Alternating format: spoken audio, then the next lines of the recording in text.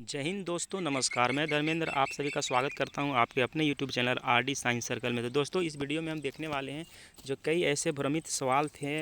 भ्रमित सवाल और सवाल का तो होना जायज़ था, चूँकि ये मुद्दा ही ऐसा है। तो उन सभी मुद्दों पे देखने वाले हैं और इस पे भी बात करने वाले हैं कि जो जेनरिक की परीक्षा होने वाली थी उस पर डिले क्यों हो रही है, और यदि डिले हो रहा है तो इसमें किसका है सो ज़्यादा योगदान है इस एग्ज़ाम को डिले करवाने में, और क्या फ़िलहाल हम लोग को अगला कदम क्या उठाना चाहिए ताकि जो है सो एग्ज़ाम समय पर तो अब नहीं हो पाया पहले के हिसाब से, लेकिन आगे हम लोग को क्या कदम उठाना है, ये इन सभी मुद्दों पे जो है सो विस्तार पूर्वक चर्चा करेंगे। तो वीडियो में अंत तक बने रहें। और ये जो नोटिस आप देख रहे होंगे, ये नोटिस जो है सो 10वीं दीक्षांत समारोह जो कि VVU में होने वाली है उससे संबंधित नोटिस है। और इस नोटिस के थ्रू हम एक साक्षी के साथ ये कह सकते हैं दोस्तों कि जैसे पिछले बार कई ऐसे साथी थे जिनके मन में ये सवाल उठ रहा था बार बार, सो कॉल के थ्रू, मैसेज के थ्रू या कमेंट के थ्रू ये पूछा जा रहा था कि क्या अगर हम इस अभी जो जेनरिक परीक्षा, जो अभी होने वाली जो जेनरिक परीक्षा है उसमें अगर हम शामिल होते हैं और उसमें एग्ज़ाम में अगर हम फेल हो जाते तो क्या हमारा जो पहले का डिग्री है वो डिग्री रद्द कर दिया जाएगा फेल होने से। तो दोस्तों, हम पहले भी ये इस सवाल का जवाब आप लोग को दे चुके हैं कि ऐसा कुछ भी नहीं है। अभी जो जेनरिक परीक्षा होगी, ये आप मान के चलिए कि अभी जो जेनरिक परीक्षा होगी दोस्तों, उसका जो इम्पैक्ट है पहले के डिग्री पे कोई भी इम्पैक्ट उसका नहीं पड़ेगा। कोई भी इम्पैक्ट नहीं पड़ने से क्या तात्पर्य दोस्तों, तो ये है कि नेगेटिव इम्पैक्ट, मतलब अभी जो जेनरिक परीक्षा होगा उस परीक्षा का जो नेगेटिव इम्पैक्ट पहले का डिग्री पे किसी भी प्रकार का नहीं पड़ने वाला है दोस्तों। अगर इम्पैक्ट पड़ेगा तो एकदम पॉजिटिव इम्पैक्ट ही पड़ेगा। और पॉजिटिव इम्पैक्ट क्या पड़ेगा कि अभी आप जिस परीक्षा में शामिल नहीं हो पा रहे हैं उस परीक्षा में आप शामिल होने योग्य हो जाएंगे, ये इसका पॉजिटिव इम्पैक्ट होगा। नेगेटिव इम्पैक्ट इसका ऐसा कुछ भी नहीं होगा कि यदि आप फेल कर जाते हैं, और फेल होने जैसी बात ही नहीं होगी यदि आप थोड़ा सा भी मेहनत कर देते हैं। थोड़ा सा भी मेहनत करते हैं तो फेल होने जैसा कोई भी बात नहीं है। और ये हम इस नोटिस के थ्रू हम आपको ये समझाना चाहते हैं, क्योंकि हम पहले भी से भी कहते आ रहे हैं और कई लोगों का ये सवाल था। तो मेरा ये दायित्व बनता था दोस्तों कि हम जो भी इस मुद्दे पे जानकारी रखते हैं, वैसे शिक्षकों से, अधिकारियों से मिल के हम बात भी किए थे, तभी आप लोग को इतना हम ठोस रूप से कह भी पा रहे थे। तो उसमें यही बात निकल के आया था कि जो अभी जेनरिक की परीक्षा होगी उसका जो है सो पहले वाला डिग्री पर कोई भी नेगेटिव इम्पैक्ट नहीं पड़ेगा, और अगर इम्पैक्ट पड़ेगा तो उसका पॉजिटिव इम्पैक्ट ही होगा कि जहां आप अयोग्य घोषित किए जा रहे हैं वहां पे आपकी योग्यता बन जाएगी। ऐसा जो है सो बात हुआ था। अब जिसमें इसमें हम ये नोटिस लेके आ रहे हैं, तो ये नोटिस क्या है दोस्तों कि आप देख पा रहे होंगे पढ़ के कि प्रस्तावित 10वीं दीक्षांत समारोह 2023 के लिए, जो 2023 के लिए है, 2023 के लिए निम्नलिखित उपाधि धारकों को सूचित किया जाता है कि उक्त समारोह में सम्मिलित होने के लिए आवेदन प्रपत्र संबंधित महाविद्यालय विभाग संस्थान में जमा करने की अंतिम तिथि 20/6/2023 निर्धारित की गई। तो ये जो है सो दीक्षांत समारोह 10वीं मनाई जा रही है, जिसका जो अंतिम तिथि है, एक प्रकार से आप इसको न्यूज़ के रूप में भी ले लें। जिनको दीक्षांत समारोह में शामिल होना है वो है सो 20/6 तक अपना आवेदन जमा कर सकते हैं विभाग में, संबंधित विभाग में। और चूँकि ये दोस्तों सभी के लिए नहीं है दीक्षांत समारोह, हम आपको बता दे रहे हैं कि इसमें जो कौन है सो शामिल हो सकते हैं। तो जो है सो PG टॉपर्स हैं और PhD अवार्डी हैं और बेस्ट ग्रेजुएट। जो PG टॉपर हैं और बेस्ट ग्रेजुएट हैं और PhD अवार्डी हैं, उन्हीं को जो है सो इस दीक्षांत समारोह में लाइव डिग्री दिया जाएगा।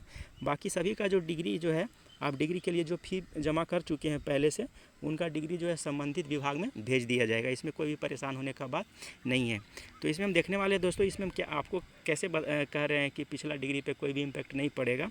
तो आप देख लीजिए, चूँकि जब पिछला बार बात हुआ था तो सिंगल जेनरिक पेपर के तहत जो है सो डिग्री देने का बात था, वो 19 से 22 अंतिम सेशन जो था 22 UG का सेशन तक है जो सिंगल जेनरिक पेपर के तहत डिग्री दिया गया है। और यहाँ पे देखिए दोस्तों कि VVU का जो 10वीं दीक्षांत समारोह हो रहा है उसमें 10वें नंबर पे आप देखेंगे कि UG जो 2022 में पास आउट हैं उन लोग का भी जो डिग्री यहाँ देने का बात किया गया है। अब दोस्तों, ये कैसे साक्षी बन गया या ये सबूत कैसे बन जा रहा है, तो इसमें सोचने लायक बात ये है कि यदि डिग्री अमान्य थी, 22 में जो डिग्री अमान्य थी, तो जो VVU बांट चुकी है, जो यूनिवर्सिटी बांट चुकी है, वो तो गलती कर चुकी थी।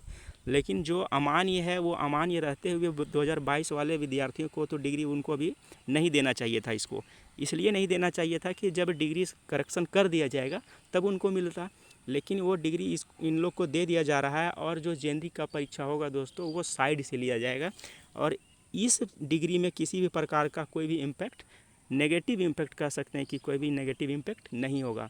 यदि अगर डिग्री डायरेक्ट चेंज करके देने का बात होता तो जो अभी डिग्री बांटा जा रहा है 22 वाले छात्रों को, ये डिग्री उनका जो है सो अभी डिले कर दिया जाता और एक बार ही जेनरिक परीक्षा लेने के बाद जो संशोधित डिग्री था वो एक साथ दिया जा सकता था। तो ऐसा देखिए, यूनिवर्सिटी यदि ऐसा कदम उठाया है तो इसका मतलब यही मान सकते हैं हम और आप कि जो पिछला डिग्री है उस पर किसी भी प्रकार का नेगेटिव इम्पैक्ट नहीं पड़ेगा। जो जेनरिक की परीक्षा होनी है वो जो है सो यथासंभव इसी में जिस रूप में ऐड करना हो उसको ऐड कर दिया जाएगा। तो ये एक न्यूज़ के भी रूप में आप ले सकते हैं। शामिल होने के लिए जिनको शामिल होना है वो इसी दीक्षांत समारोह में शामिल भी हो सकते हैं और देख सकते हैं कि कौन कौन से जो डिग्री वाले छात्र हैं वो इसमें शामिल हो सकते हैं। सारा कुछ है। 2022 में जो ग्रेजुएट हैं, 2022 में जो बीएड पास हैं, वो सभी जो है इसमें शामिल हो सकते हैं। और शामिल होने का उतना कोई इम्पोर्टेंट नहीं है। जो टॉपर्स हैं और जो बेस्ट ग्रेजुएट हैं, जो पीएचडी अवार्डीज़ हैं, वो इसमें शामिल होंगे। तो ये न्यूज़ था। अब दोस्तों बात निकल के आता है कि जो हमारा एग्ज़ाम, जो हम लोग पिछला बार जो धरने पे अंतिम रूप से गए थे और जो नोटिस निकाला गया था कि हम है सो जून में के अंतिम सप्ताह तक जो है सो एग्ज़ाम जेनरिक का कराने का जो नोटिस जारी किया गया था एग्जामिनेशन कंट्रोलर के थ्रू, उसमें डिले क्यों हो रहा है। तो दोस्तों आप लोग को हम बताए भी थे कि जो विनोबा भावे यूनिवर्सिटी के जो पूर्व वीसी कह सकते हैं, पूर्व वीसी जो डॉक्टर मुकुल नारायण थे, उनका जो है सो कार्यवधि समाप्त हो गया और वो है सो रिटायर कर गए। और रिटायर करने के बाद जो अभी है सो रांची यूनिवर्सिटी जो अजीत कुमार सिन्हा है, उनको जो है प्रभारी वीसी के रूप में यहाँ पे मौका दिया गया है। तो प्रभारी वीसी के रूप में मौका दिया गया है, फिर भी ये एग्ज़ाम हो सकता था दोस्तों। लेकिन कहीं ना कहीं इसमें हम कह सकते हैं कि एग्जामिनेशन कंट्रोलर और परीक्षा विभाग की इसमें काफ़ी ज़्यादा है सो संलिप्तता या मिली भगत या बोलिए कि मीठा वचन बोल के ये ऐसे एग्ज़ाम को ऐसे डिले करने में उनका बहुत ज़्यादा योगदान है। चूँकि देखिए अभी कोई परमानेंट वीसी नहीं है, फिर भी यदि दीक्षांत समारोह का ये पास हो सकता है। परमानेंट वीसी नहीं रहते हुए यदि दीक्षांत समारोह आयोजन करवाने का प्रस्ताव पास हो सकता है दोस्तों, तो चूँकि जब परमानेंट वीसी कोई यूनिवर्सिटी में था उसी समय हम लोग का जो है सो नोटिस निकाला गया था। ऐसा नहीं है कि परमानेंट वीसी कोई भी नहीं था और हमारा नोटिस जो है सो निकाल दिया गया था। तो परमानेंट वीसी के रहते हुए ही हमारा नोटिस निकाला गया था, लेकिन एग्जामिनेशन कंट्रोलर की लापरवाही कहिए, उसके वजह से हम लोग का एग्ज़ाम डिले किया जा रहा है और अभी तक इससे संबंधित कोई भी एक प्रकार का जो है सो नोटिस नहीं निकाला गया है, दूसरा नोटिस।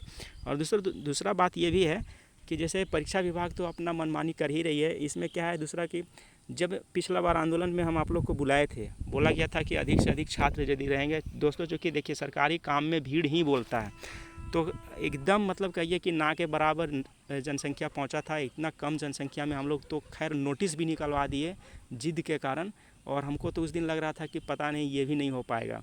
लेकिन क्या होता है कि यदि आप लोग को बुलाया जाता है तो आप लोग एक दिन के लिए 1 घंटे या 2 घंटे के लिए समय देने से एकदम इनकार कर देते हैं, अपने कार्य में व्यस्त रहते हैं। और बाद में फिर क्या करते हैं कि जब नोटिफाई कुछ हो गया तो बाद में फ़ोन करके मैसेज करके एकदम परेशान कर देते हैं कि क्या होगा, एग्ज़ाम कब होगा, क्या होगा। देखिए चिंता सभी को है और चिंता यदि है तो आपको जब बुलाया जाता है तो थोड़ा तैयार रहिए और आइए। और आने के बाद ही क्या होता है कि यदि आप अच्छे खासे संख्या में जाते हैं तो है सो आपका बात को माना जाता है। उस दिन यदि अच्छे खासे संख्या में रहते तो कुछ और हो सकता था, ऐसा मेरा मानना है।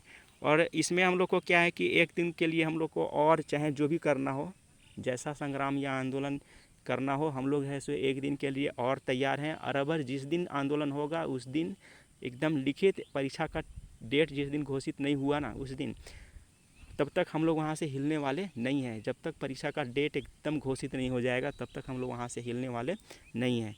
तो जब भी आगे आप लोग को बुलाया जाएगा तो आप लोग कम से कम तत्परता के साथ आने का कोशिश कीजिए। एकदम इतना नीरस रूप से आप लोग है सो आते तो नहीं हैं, बाद में एकदम कॉल मैसेज करके परेशान कर देते हैं। जितने भी एडमिन्स हैं या मेरे पास पर्सनली है सो कॉल मैसेज एकदम बहुत लोगों का आता है। कई बार तो मतलब कॉल या मैसेज हम कई लोगों का रिसीव भी नहीं कर सकते हैं, लेकिन कोशिश करते हैं कि हम सभी का जो है सो मैसेज या कॉल का आंसर कर दें। क्योंकि दोस्तों सभी का अपना पर्सनल लाइफ होता है, व्यस्तता तो होती है। अभी आप लोग देख ही रहे हैं कि झारखंड में पीजीटी वगैरह का जो तैयारी चल रहा है, तो सब कोई अपने तैयारी में लगे हुए हैं। प्लस में गर्मी इतना ज़्यादा है कि इस बीच आप लोग को बुलाना भी हमको उचित नहीं लग रहा है। और ये है कि गर्मी की छुट्टी अभी यूनिवर्सिटी चल रही, क्लासेस सारी ऑफ है। तो जैसे ही उचित समय आएगा दोस्तों आप लोग को एकदम नोटिफाई किया जाएगा और इस बार कम से कम आप लोग कोशिश कीजिएगा कि अधिक से अधिक संख्या में यहाँ पे पहुँचने का कोशिश कीजिए।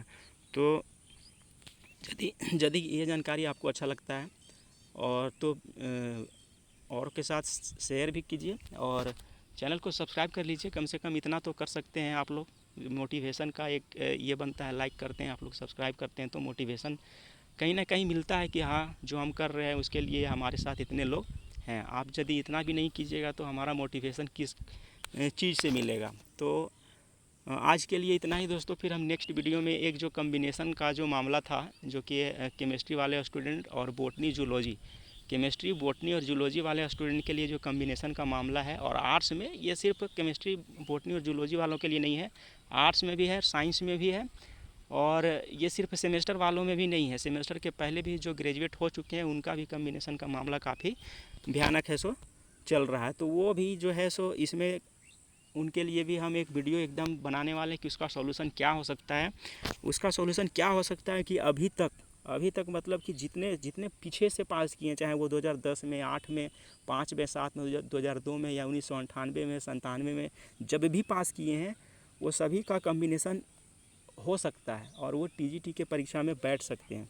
टीजीटी के परीक्षा में वो एकदम दोस्तों ये बहुत ज़्यादा इंपॉर्टेंट वीडियो होगा, आप लोग ज़रूर इसको देखिएगा कि क्या करना है हम लोग को, अगला कदम क्या करने से जो है कि जो सेमेस्टर सिस्टम से पास हुए हैं और जो 3 ईयर डिग्री कोर्स लेके ग्रेजुएशन पास किए हैं और कम्बिनेशन के चलते जो है जिनका कम्बिनेशन नहीं हो रहा है उसके चलते वो टीजीटी परीक्षा में नहीं बैठ पा रहे हैं, तो उनके लिए एकदम मतलब एक ऐसा योजना हो सकता है कि यदि वो बात मान लिया जाए, यदि उस बात को मान लिया जाएगा और वैसा कर दिया जाएगा तो कोई भी छात्र, एक सिंगल छात्र भी टीजीटी परीक्षा में बैठने से वंचित नहीं रहेगा। तो उस वीडियो को भी हम बहुत जल्द लाने का कोशिश करेंगे। तब तक के लिए धन्यवाद दोस्तों। वीडियो देखने के लिए बहुत बहुत धन्यवाद और चैनल को सब्सक्राइब करें, लाइक करें और शेयर करें। जय हिंद।